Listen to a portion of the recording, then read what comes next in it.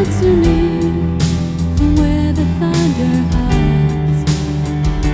I can't outrun this heart I'm tethered to. With every step I collide with you.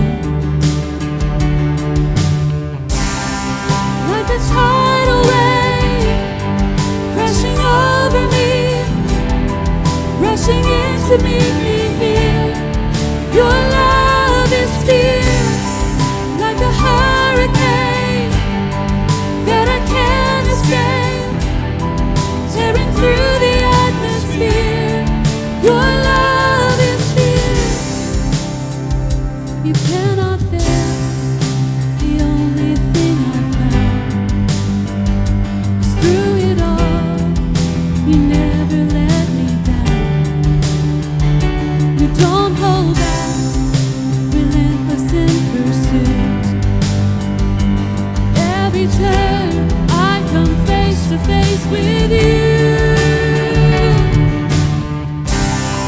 Like a tidal wave crashing over me, rushing in to meet me here. Your love is fierce, like a hurricane that I can't escape, tearing through the atmosphere. Your love is fierce.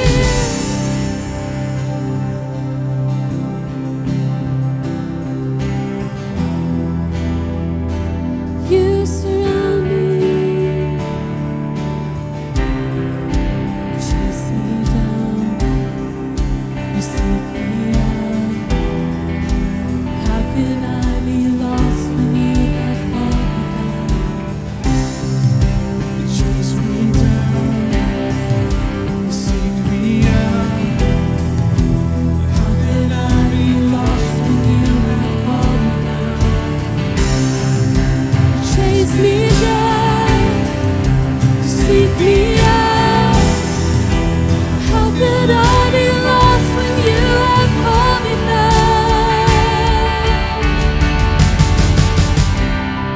Like a tidal wave crashing over me, rushing in to meet me here.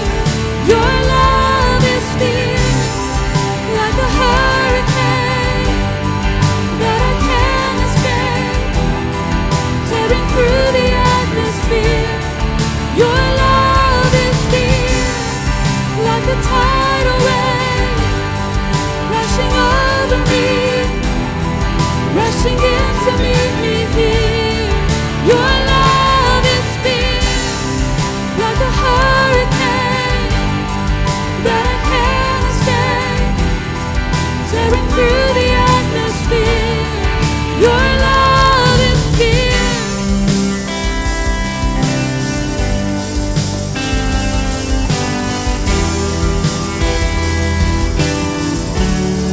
His love is fierce.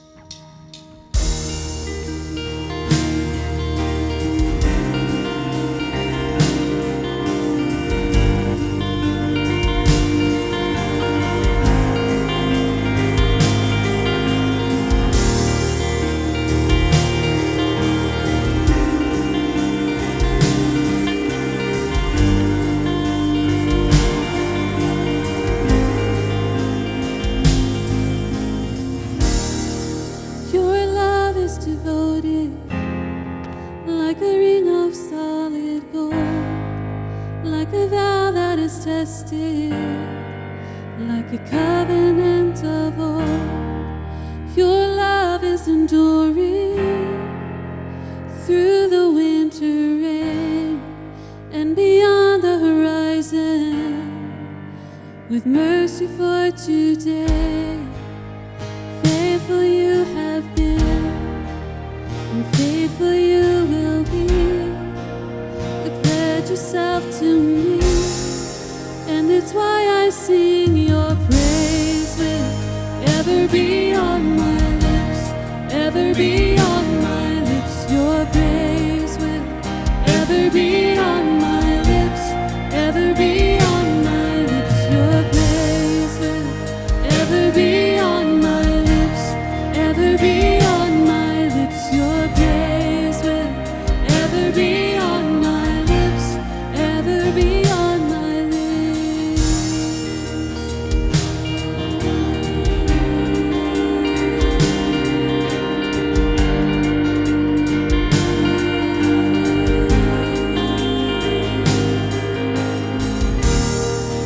You father the earth, and your kindness makes us whole, and you shoulder our weakness, and your strength becomes our own. Now you're making me like you, you're clothing me in white, bringing beauty for ashes.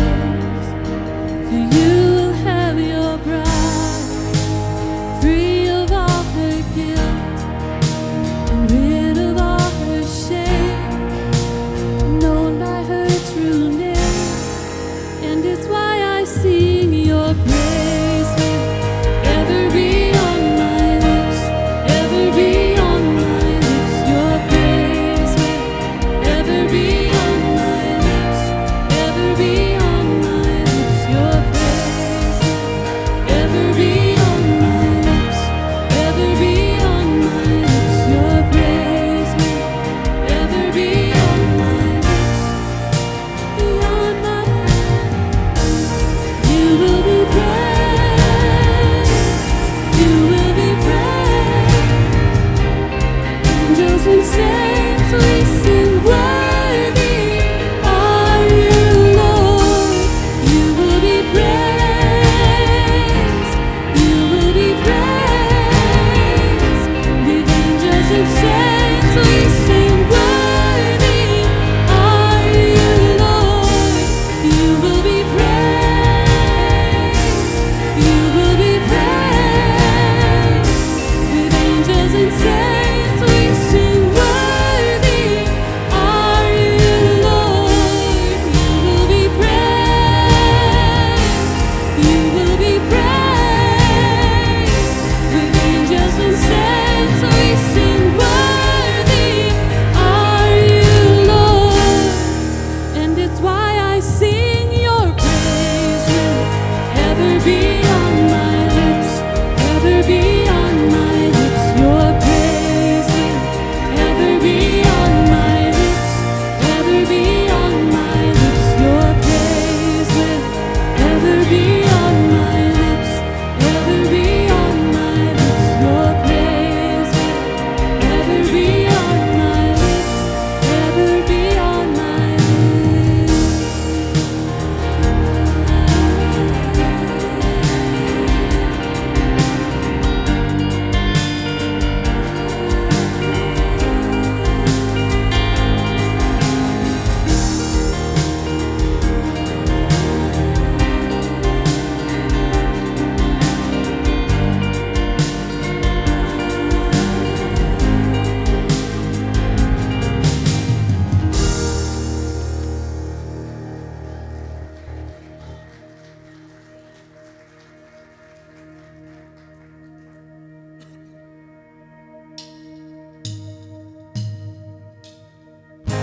So my life is yours, my hope is in you only, my heart you hold, as you made your children holy.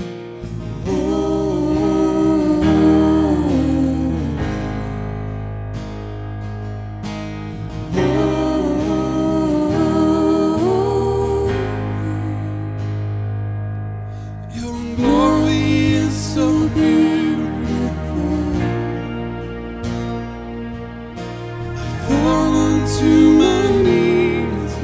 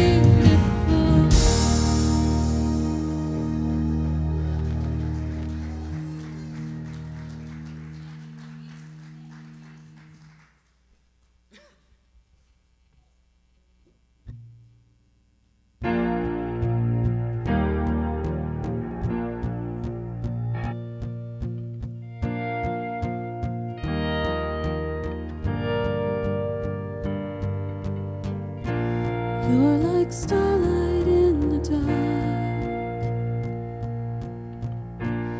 Endless smiles can't conceal you. Every glimmer is a spark, catching fire as you break through.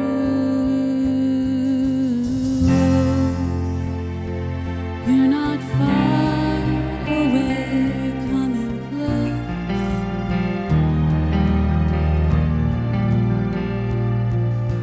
And oh, even as I wait, coming close.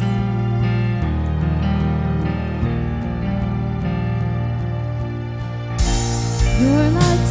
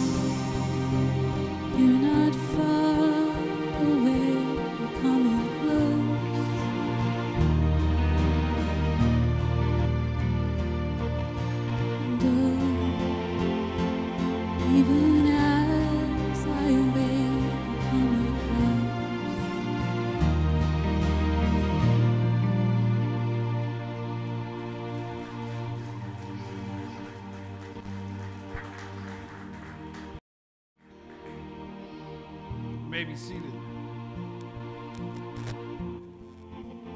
The ushers will come forward. You guys sound better every week.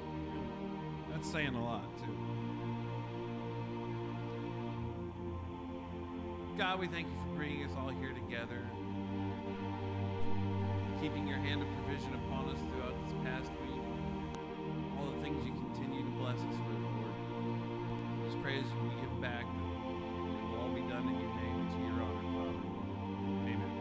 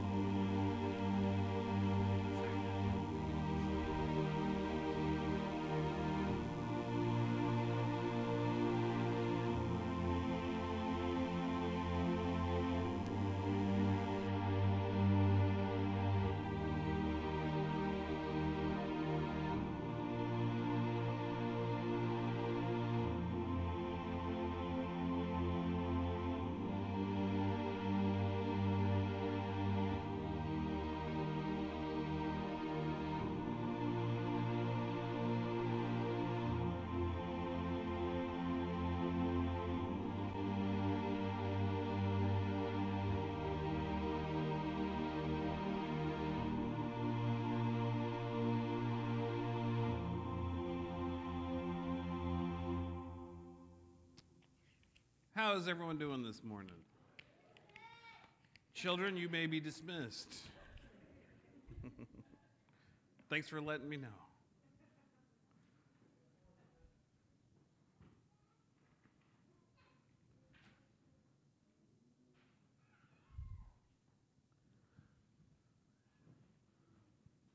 Looking out at all your smiling faces, it is safe to say the world did not end yesterday. I, for one, am happy about that. And in the way of kind of, sort of an announcement, I want to go ahead and put this out there just in case it comes up later on, and I know it will, because it's come up so many times in my brief life already, as it has in yours. Did anyone see the post on Facebook? Okay. Please believe me when I say I wasn't being antagonistic with that post. We can all laugh and tongue-in-cheek, haha. But I feel that it's the responsibility of the church when we have good news to share good news. And it's also the responsibility of the church when we hear something that's completely false to step forward and show it as being false. And some people can take it personally and say, well, you're ridiculing. That notwithstanding, the simple fact is, false news is false news, and I don't want my Savior's name involved in that. So anytime something like that comes down the pike, I will say something. Just letting you guys know. In the way of announcements, next week we are going to do the after-service football fellowship, chili, whatever, hot dogs, whatever you guys want to bring. Not today, as I had said last week. It looks like next week will be a better time for us to do that. Really hope you guys come out. And some questions have been put to me concerning Bible study. It will be the first Wednesday in October will be our first Bible study. And for those who are curious, the way it's going to work, I'm a real big fan of the Socratic method. I like to ask questions, and I like response, I like answers. And it will be an open discussion. It's not going to be like this. And I'm not going to lecture. I want everyone to be equal and active participants. Because I'm learning too. We all are. And I just think there's some really good things that will come out of that. So please plan on coming out for that. In putting this sermon together, it was kind of unusual for me because I've certainly never spoken a series of messages. I've never written a sequel to a message, but this naturally goes hand in hand with last week's message. And if you didn't happen to hear, last week's message, I encourage you to do so because there's some recurring themes in this.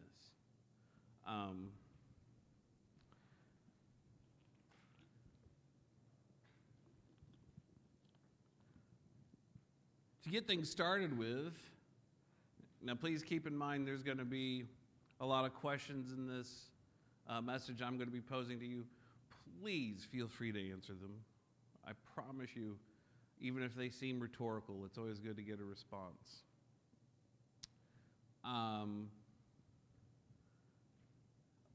My question to start with is a simple one, and it's one we can all agree on and all answer the same way. Is God all-powerful? Yes, God is all-powerful. Is God all-knowing? Yes. He's omnipresent. He's omniscient. He has no physical restrictions or limitations that would prohibit him from doing anything that he wants to do simply because he's God. We can all agree on that. Okay. There's a reason why I'm asking. Keep it in mind. We'll come back to it. I was reading something that really caught my attention, and it set me off on a pretty long train of thought. And it was studying the book of Revelation, the 13th chapter and the 8th verse. All who dwell on the earth will worship him, those whose names have not been written in the book of life of the Lamb slain from the foundation of the world. Now, here's what I want you guys to focus on. Foundation of the world.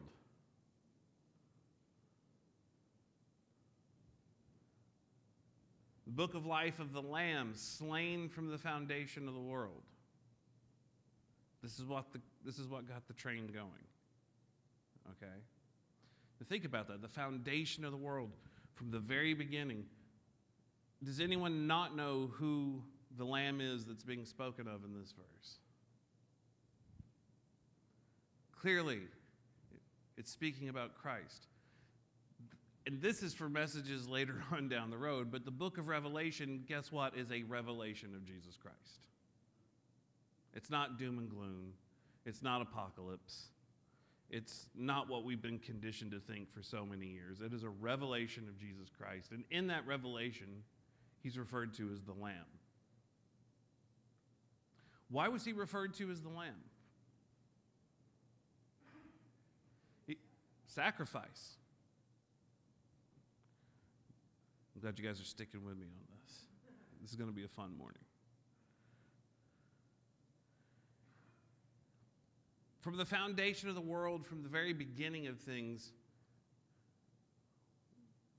was there a need for a lamb? Was there a need for sacrifice? Was that part of the original design?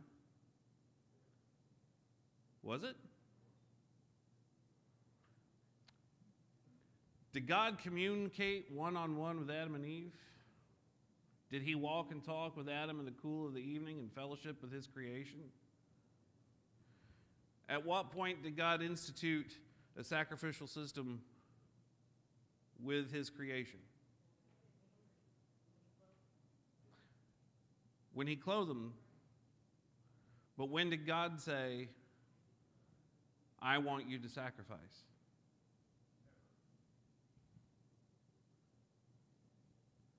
Never said it. Promise you we're getting somewhere with this. I'm feeling excited now. From creation through the deliverance of the children of Israel, God had one plan in mind. He had one purpose in mind. He wanted to fellowship with his creation. We see God fellowshipping and communicating with Adam, walking with him in the garden. We see God confronting and communicating with the children of Adam.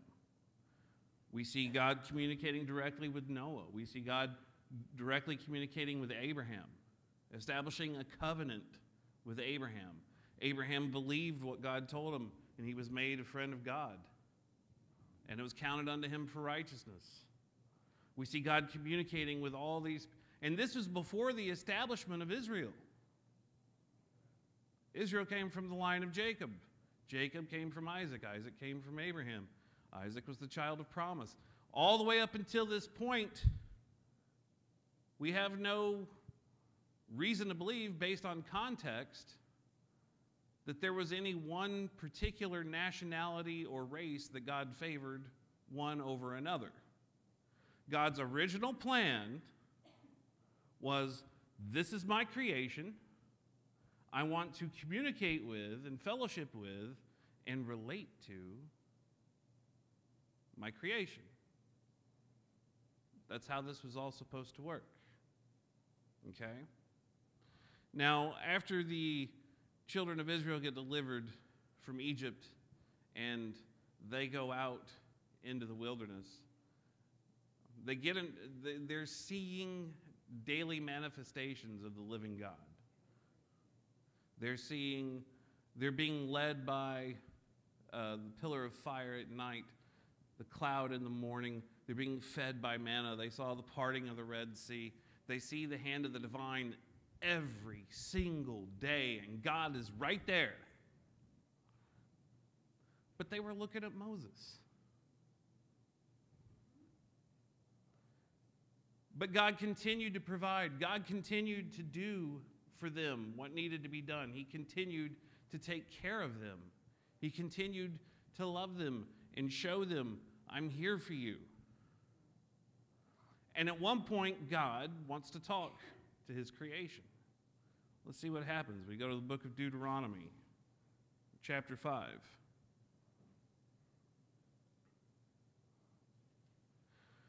Starting in verse 23.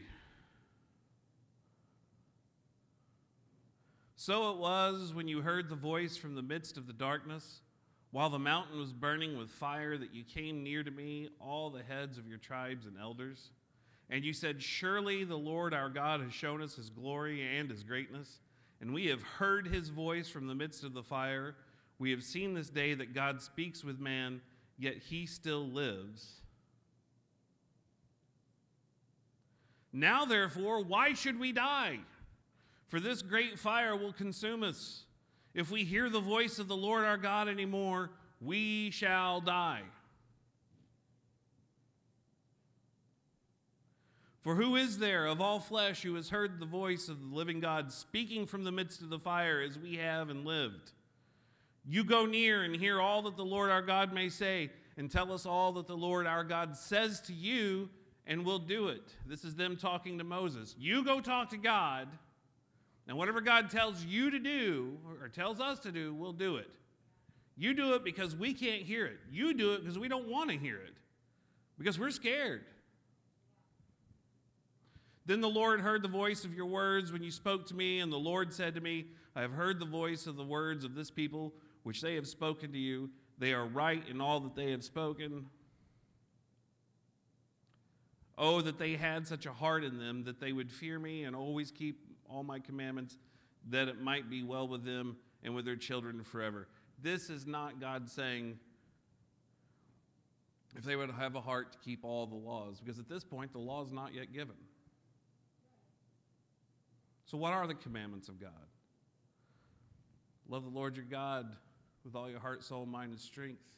Love your neighbor as yourself. Love God. Love people. Oh, if they had a heart just to keep these commandments. But they didn't even want to hear the voice of God. And here they're seeing daily manifestations of the living God. They are in his presence. He is among them. He is with them. He is taking care of them. He's providing for them. And when he tries to speak to them, they cover the ears because it's just too much. Paul, or whoever it is, it's widely believed that Paul wrote the book of Hebrews, but the author of Hebrews mentions the very thing also. For you have not come to the mountain that may be touched and that burned with fire, and to blackness and darkness and tempest, and the sound of a trumpet and the voice of words, so that those who heard it begged that the word should not be spoken to them anymore. For they could not endure what was commanded, and if so much as a beast touches the mountain, it shall be stoned or shot with an arrow. And so terrifying was the sight that Moses said, I am exceedingly afraid and trembling. I mean, I guess if you're physically being confronted with the creator of the universe, that might be intimidating.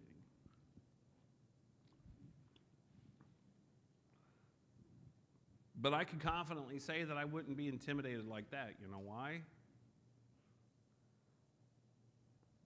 Because I know him.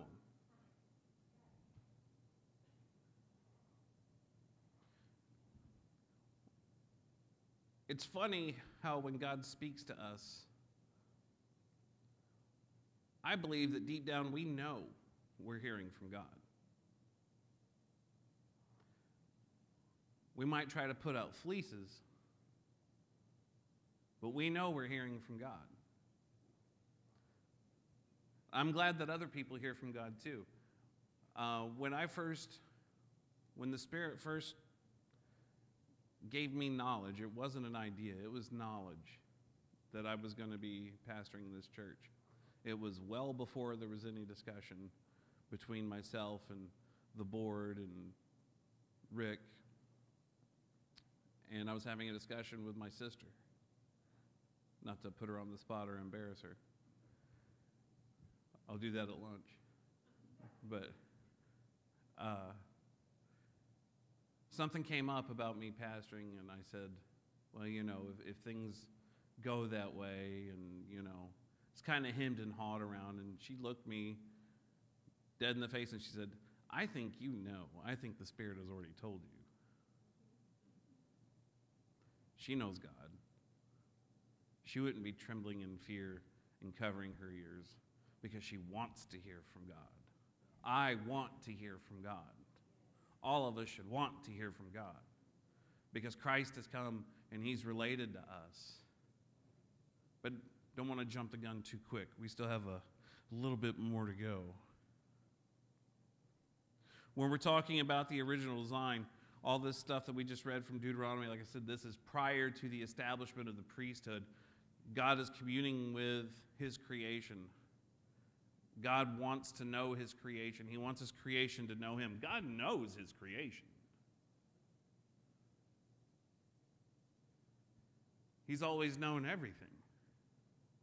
But he wants his creation to know him.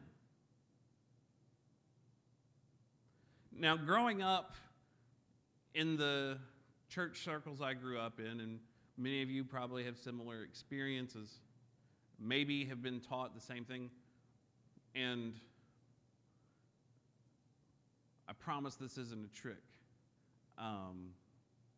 but we were taught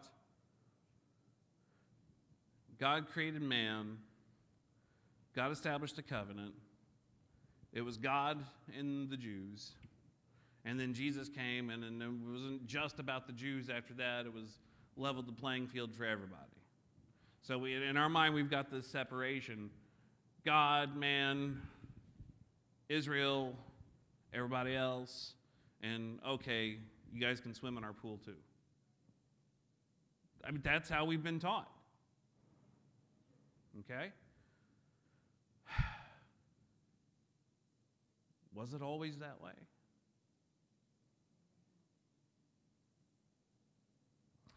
It's interesting to note in the book of Exodus, in the 15th chapter, we don't have to turn there.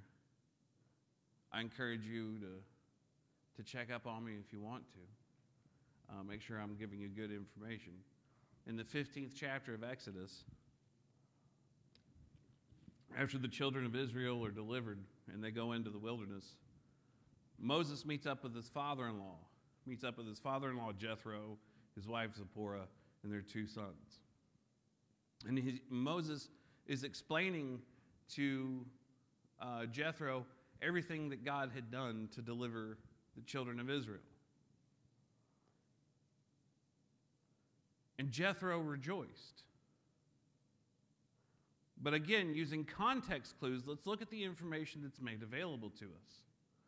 At the very beginning of the 15th chapter of Exodus, Jethro is introduced to the reader as a priest of Midian. Midian was a group of people. Midian wasn't some other god. Midian was a group of people. Abraham, after the death of Sarah, married Keturah. They had some sons. One of their sons was named Midian. Midian was not from the line of Isaac, which means he was not from the line of Jacob, which means he was not Hebrew, not in the classical sense, not of the tribe of Israel. But he was a priest of Midian. He was a priest of his people. A priest of what? A priest of who? Now, we know the Midianites later on got into some idol worship and things of that nature. But again, let's stick with context clues. Moses tells Jethro what God had done. Jethro celebrates with Moses. At no point does he say, "Tell me more about this Lord of yours. How does this God of yours compare to the God that I worship?" There's nothing of any sort like that. In fact, what happens is Jethro makes the statement, "Surely the Lord is greater than any other gods." He performs a sacrifice, and he takes Moses' brother Aaron with him to do it. What that tells me is Jethro knew the living God. But he wasn't the child of Israel. That seems a bit more inclusive, doesn't it? That seems like God relating to his creation in its entirety as opposed to one segment of it. The original design. God wanting to relate to us. God wanting us to know him. And he knew all these things would happen. He knew that Israel would turn from him multiple times. He knew that Israel would come back to him multiple times. He knows the same thing about you. He knows the same thing about me. He knew that his creation, man, would be greedy and lust for power. He knew there would be wars. He knew there would be terrible, gross, awful social injustices. He knew all of it. Before Adam existed, God knew it was going to happen.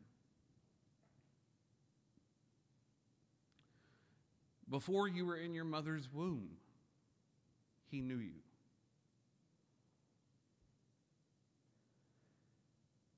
He allowed his children to do all that they did,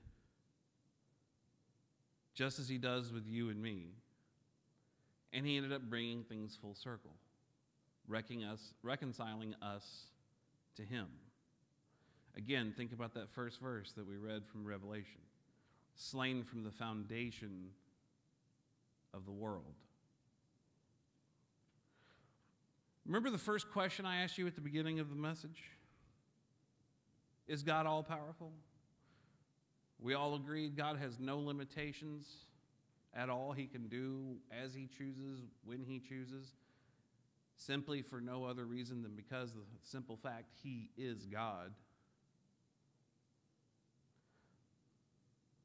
So let me ask you, could God have reconciled us to him in a different way if he wanted to?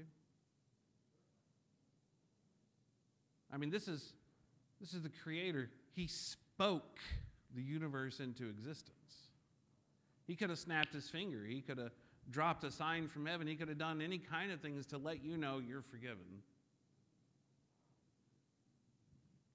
All your sins are forgiven. You are reconciled to me.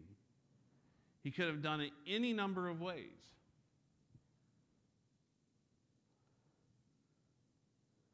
But he chose to do it in the way that he did, in the form of sacrifice, because he knew at the foundation of the world that a lamb was going to be needed.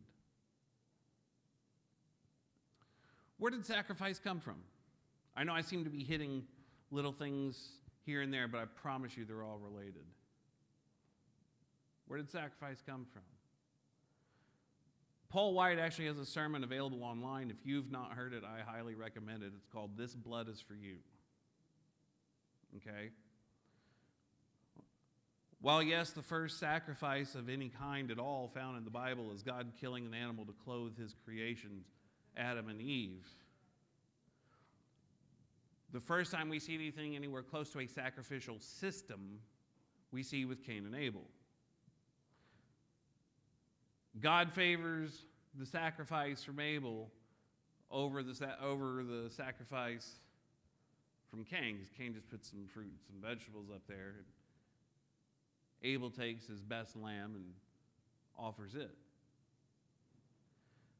And what Paul White said in his sermon, and I'm not going to try to preach his sermon at all, but what I took from that, and what I want you guys to take from this, and hopefully it'll encourage you to go listen to it, if you haven't already heard it, is as this story got handed down through oral tradition, from generation to generation,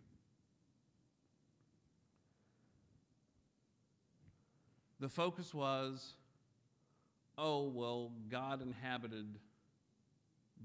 honored this sacrifice because it was a lamb and because the blood was spilled.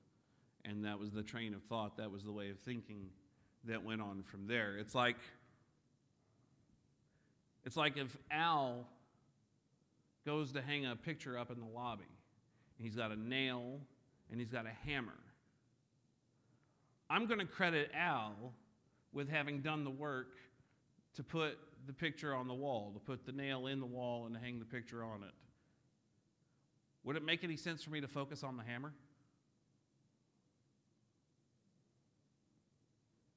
Hello?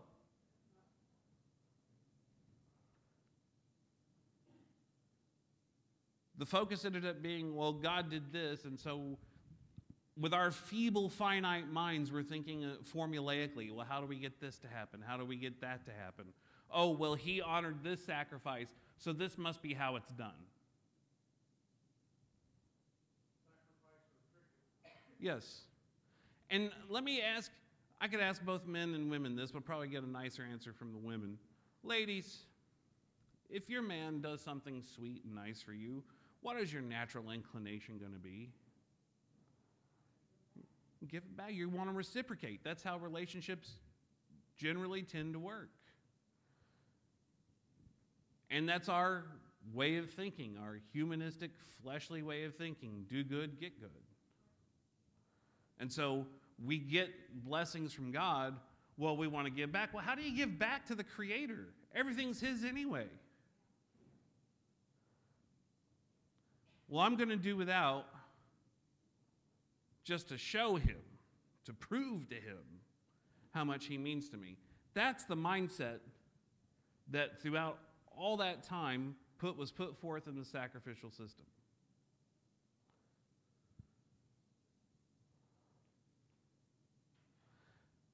What did God think about sacrifice? Really? We go to the 10th chapter of Hebrews. We'll see, starting in verse 5. Therefore, when He came into the world, He said, sacrifice and offering you did not desire, but a body you have prepared for me. In burnt offerings and sacrifices for sin, you had no pleasure.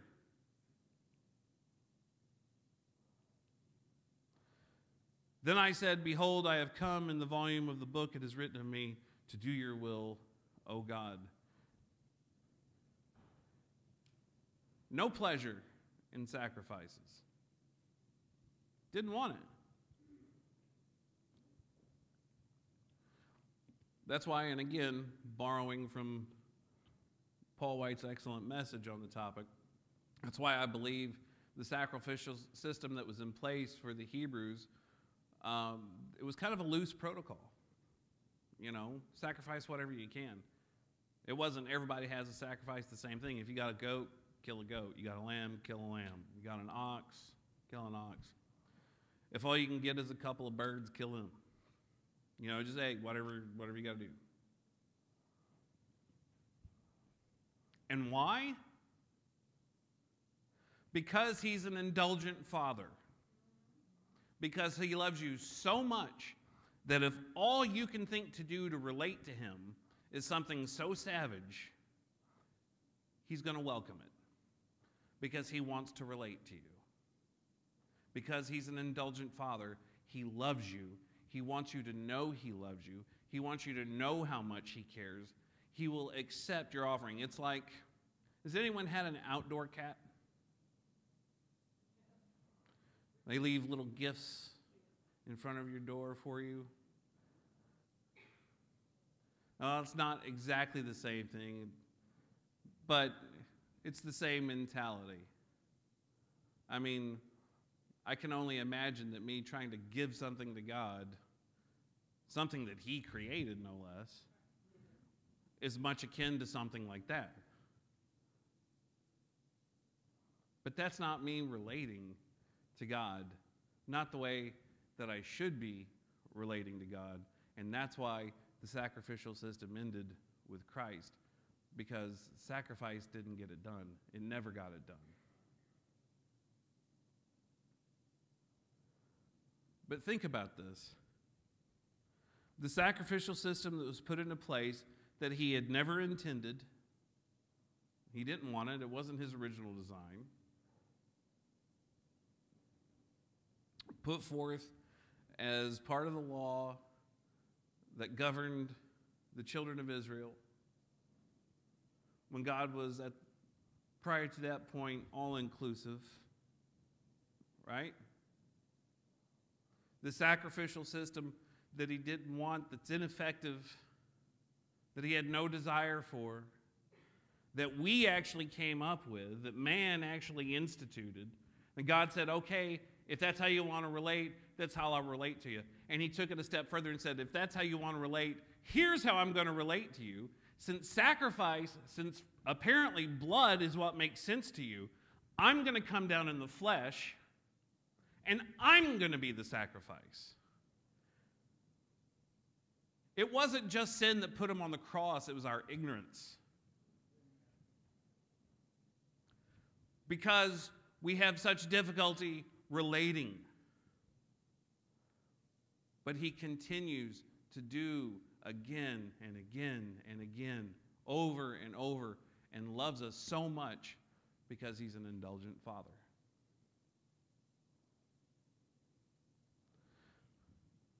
My relationship with my dad was, for the most part, pretty good. I'd say really good, all things considered. We had our issues.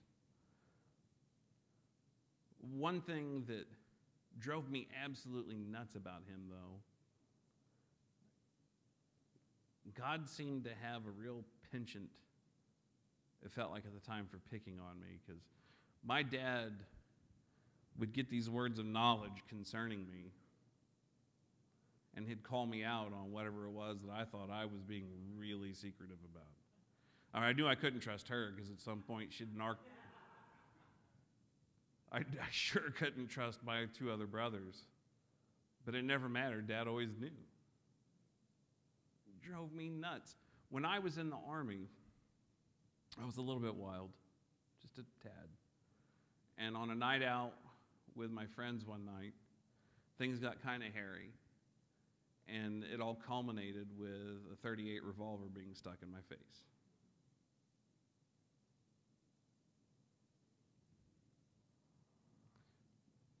Fortunately, the man holding the gun had a change of mind, change of heart, and put it away. It was over. The very next day, I picked up the phone to call my dad, as was typical. I called him at the same time, within the same time frame, usually on a Saturday or a Sunday. I had a routine established. I called, he answered the phone.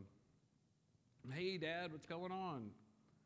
And just silence on the other end.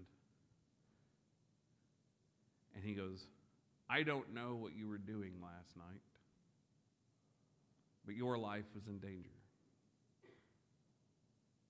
Whatever it was you were doing, stop. Now, immediately I'm thinking, who's been talking to my dad? I was thinking in the natural realm. I wasn't thinking about how my daddy was talking to my dad. And I said all that to say my dad knew these things that were going on with me. Guess what he did? He's such a mean old guy. He let me go ahead and do the things I wanted to do. And let me deal with the consequences. You know, go ahead.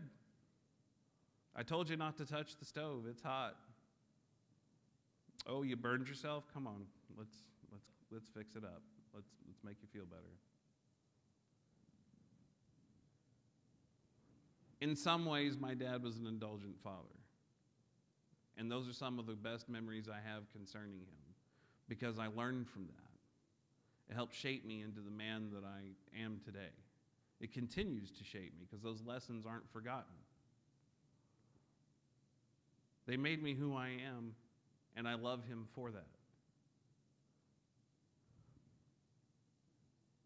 And as much as I love my dad, and as much as he loved me, though, it's nothing compared to the love from God the Father.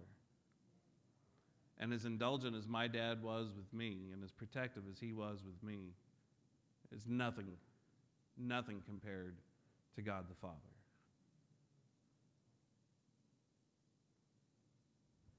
So I sit back and I think, well, what's the point of all this? It goes back to what we talked about last week. Relating. Think about all that he's done. The lamb slain from the foundation of the world, at the beginning of this whole thing. In its entirety, from the very beginning, God knew how it was going to go. He knew that we were going to institute a sacrificial system. He knew that we were going to focus on natural things with our natural eyes, and he knew that he was going to have to come down in the flesh and be the ultimate sacrifice for us, and all simply because he wants you to know him.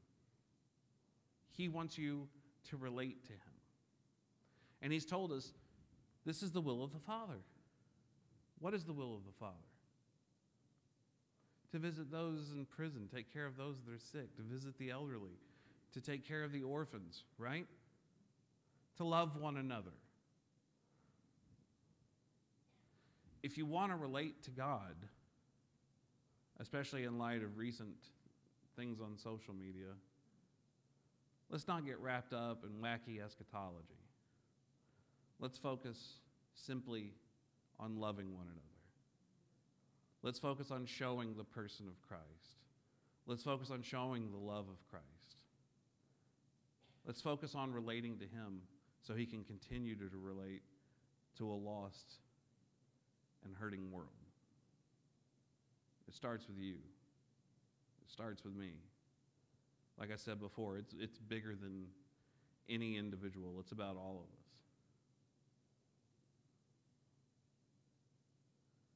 Thank God he is an indulgent Father. Lord, we thank you for all that you've done for us. We know that we aren't worthy. I just praise you, Lord, for continuing to be so patient, to be so loving and being so kind. And Father, I just pray that as we go forward in the days to come, that you will stay at the front of my mind and at the top of my heart, and guide my steps and direct me in the things you would have me say and do so that you can be shown. And I pray that you give the exact same kind of guidance and direction to everyone listening to this message, Lord. Lord, may we learn to just accept you and your love without trying to add anything to it, God. Pray all these things in your name, Lord. Amen. You are dismissed.